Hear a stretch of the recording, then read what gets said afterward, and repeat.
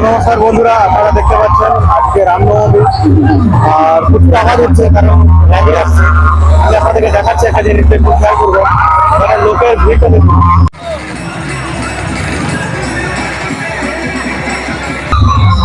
আগে মানিকপাড়াতে এতটা ভিড় হতো না রামনবমীতে, এখন এই কিছুদিন ধরে মানে গত 2-3 বছর ধরে রামনবমীতে বেশ ভালো রকমের ভিড় হয়। দুর্গাপূজার থেকে বেশি ভিড় রামনবমীতে হয়, অষ্টমী থেকে। দুর্গাপূজা অষ্টমী যা ভিড় হয় তার থেকে বেশি ভিড় একদিনে রামনবমীতে হয়। আমি আপনাদেরকে পিছনে ক্যামেরা থেকে দেখাচ্ছি কেমন হয়।